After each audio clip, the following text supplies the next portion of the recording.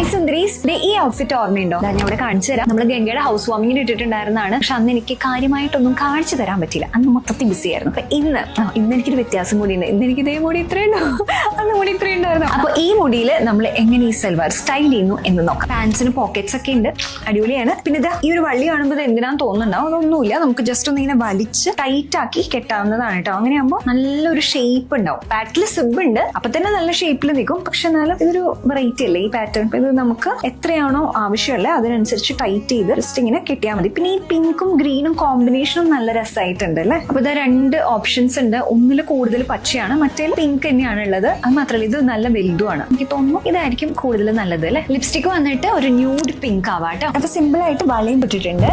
ദുപ്പട്ടയാണ് അതിന്റെ main highlight എന്ന് പറയുന്നത്. ഹാൻഡ് പെയിന്റ് ഒക്കെ നല്ല രസമായിട്ടുണ്ട് കാണാനായിട്ട്. പിന്നെ സ്കാലപ്പ് എഡ്ജ് ആണ് കൊടുത്തിട്ടുള്ളത്. മൊത്തത്തിൽ നല്ല ക്യൂട്ട് ആയിട്ടുണ്ട്. അത് മാത്രമല്ല നല്ല കംഫർട്ടബിൾ ആണ്, സുഖമാണ്, ഈ ചൂടത്ത് വിടാൻ പറ്റിയിട്ടുള്ളതാണ്. പിന്നെ ഇതിന്റെ ഒരു ജൂട്ടീസും കൂടി ആയിക്കഴിഞ്ഞാൽ പെർഫെക്റ്റ്.